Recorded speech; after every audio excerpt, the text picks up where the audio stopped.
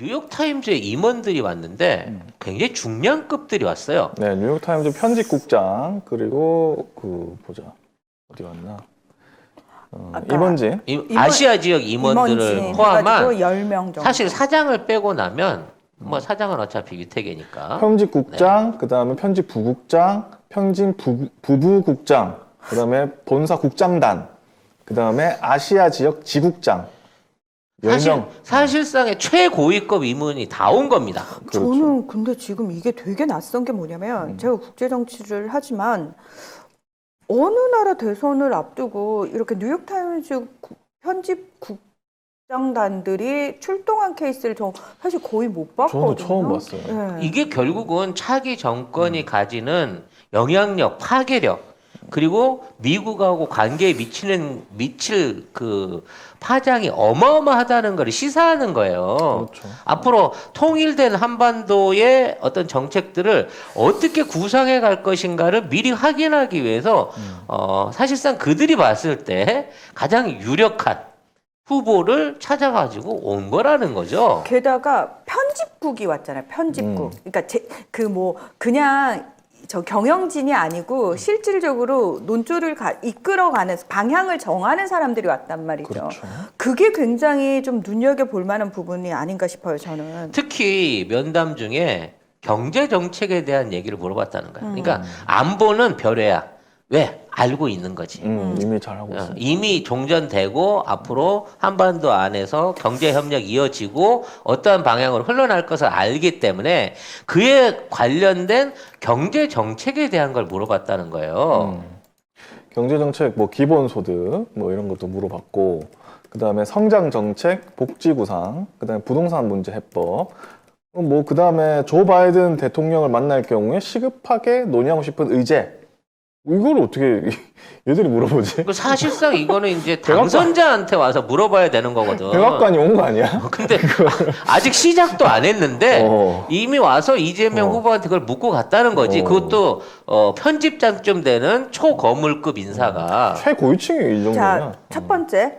자사의 한국 특파원을 통하지 않았고요. 그렇지. 그러니까 사실은 일반적으로는 특파원을 보내는 이유가 대신 인터뷰하라고 보내는 거니까. 그렇죠. 두 번째. 원래 그때 뉴욕타임즈인가? 그때 타임지에도 문 대통령이 인터뷰했을 때 한국 기자하고 인터뷰를 했었거든요. 그렇죠. 근데 네. 국장단이 오는 건 진짜. 그리고 두 번째. 한국 특파원이 아니더라도 뉴욕타임즈 내 한국계 기자를 통해 가지고 기사를 내는 게 두 가지 방법이 있잖아요. 근데 이거 두 개를 다 하지 않았고 건너뛰었어. 워낙 한국인 기자들이 몸이 깨끗해. 몸이 진짜 그거예요.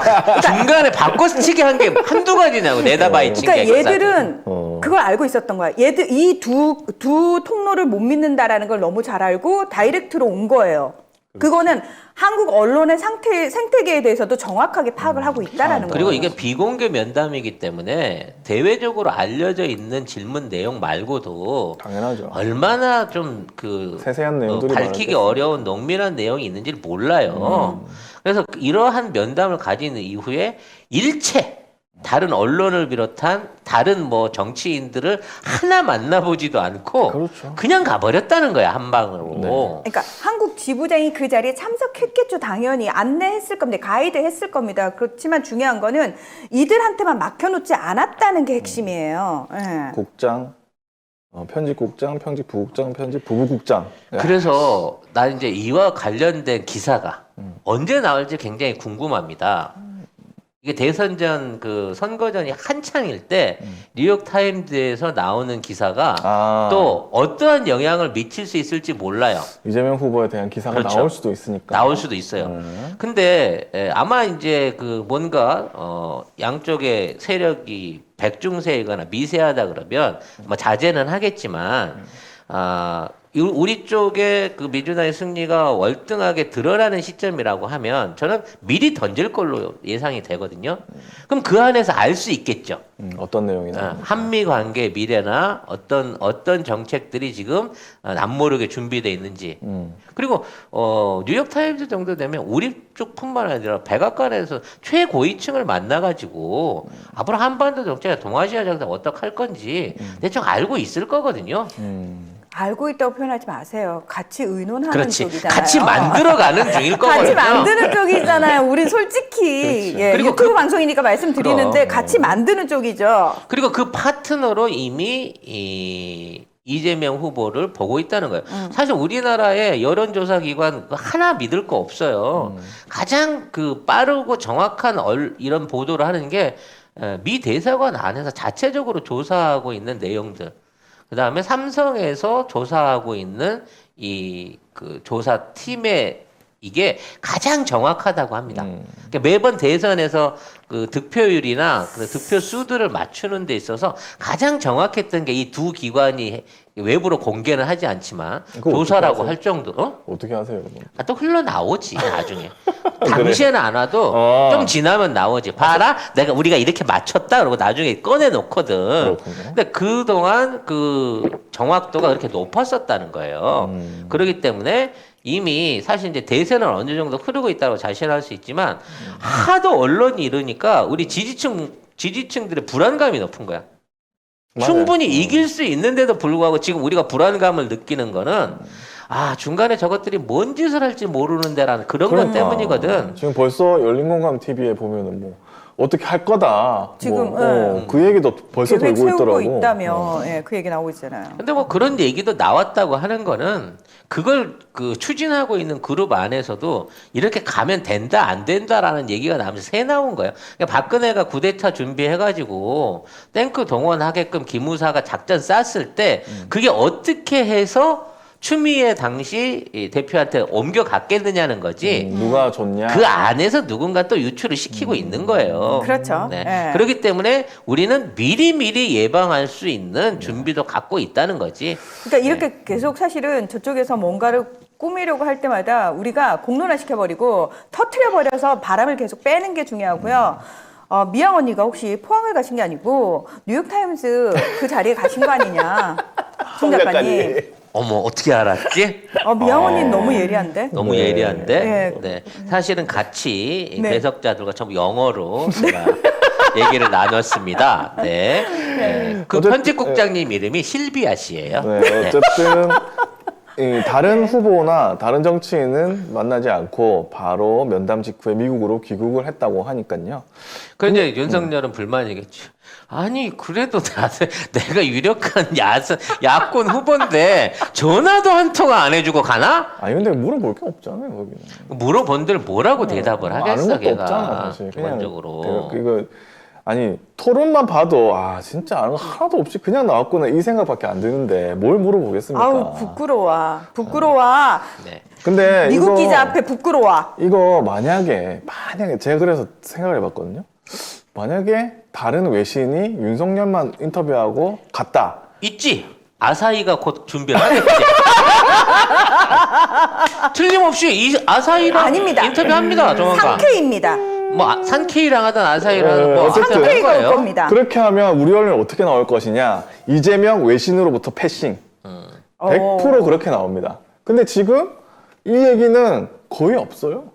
얘기를 잘 안 해? 아마 조만간 검찰관 얘기가 있겠죠. 선거 개입 혐의로 뉴욕타임스 본사를 압수수색하기로 했다. 맞네. 선거 개입이네. 그래서 미국 법무부에 공문을 보낼 예정이다라고 나오겠죠. 결과적으로. 네. 네. 그러고도 남겠다. 아휴.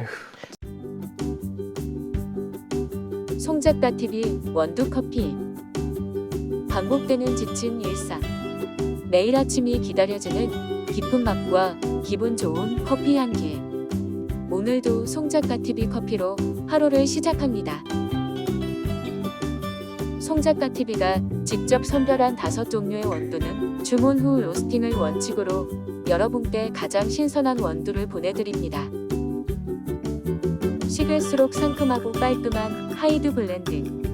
구수한 단맛으로 여운이 느껴지는 에티오피아 일가체프. 부드러운 초콜릿 끝맛을 느낄 수 있는 콜롬비아 수프리모. 고소한 맛의 브라질 싱글 오리진. 3가지 원두를 로스팅하여 산미가 느껴지지 않는 송작가 TV 초이스 원두까지. 네이버에서 송작가 TV몰을 검색해보세요.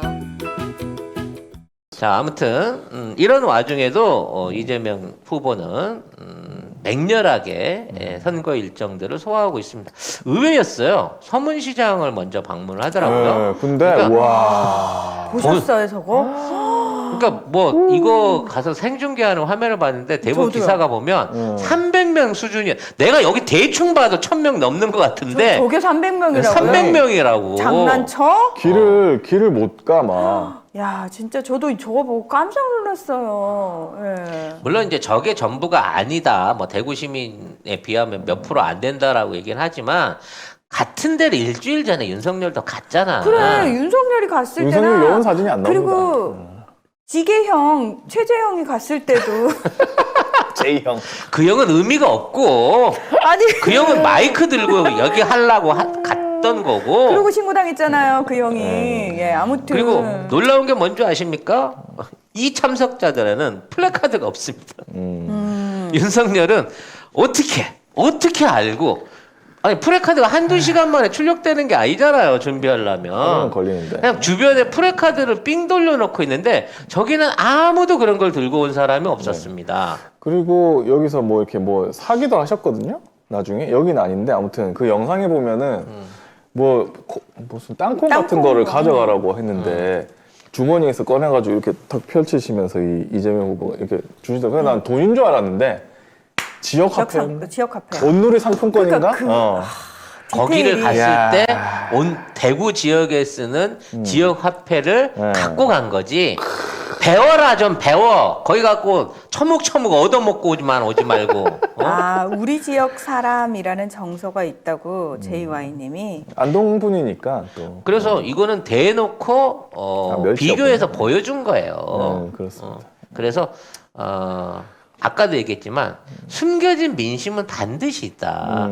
그리고 그분들도 안다니까. 이제 하나하나씩 껍질을 까가기만 하면 되는 거예요. 아, 근데 너무 대단하신 것 같은 게 사실 서문시장 하면은 굉장히 상징성이 있는 곳이잖아요. 박근혜가 갔던 곳이기도 하고 걸핏하면 여기부터 가는데 저는 이재명 후보께서 정면 돌파로 여기를 먼저 가셨다라는 것 자체가 그것도 후보 발표되는 날. 그러니까요. 국진당 예, 이거 발표되는 자체가 와 대단하다. 정말 돌파. 대단하다. 정말 전투력은 짱이다 아, 생각이 듭니다. 난 네. 너무 부러워. 배우고 싶어. 저런 전투력. 예.